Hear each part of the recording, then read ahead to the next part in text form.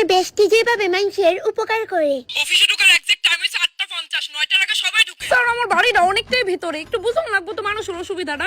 আর 8:65 তো বাজে যাস। ননসেন্স, এইসব মুশকিল অন্য কারোর সাথে কে করো, বুঝছো? বেড়াতে যেমন আমি মাগনাটে হানাই এমন ভাবেই কইতাছে। বোন কিছু খাইতাম, দুইটা টেহা তো না। সাইরাই না লাইছে ভিখারি মানুষ আবার এত হ্যান্ডসাম। দিতাছে ওয়েট, এই যে নাও, এই টাকাগুলো ধরো, এই নাও। ধন্যবাদ বোন, কেউ ভিক্ষা দেন না আমারে ভাই। কি অবস্থা, টাকা দিছি এটা দিয়ে আরামসে কিন্তু 2-3 দিন চলন যা।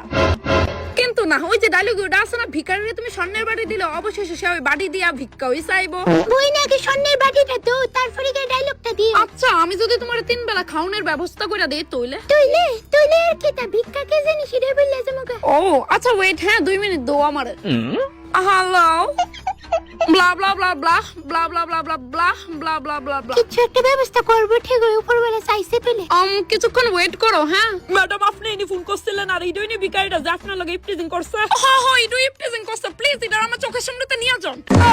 চল, জালের ভাত না খেলে তোরা আক্কল হইতো না। হ্যাঁ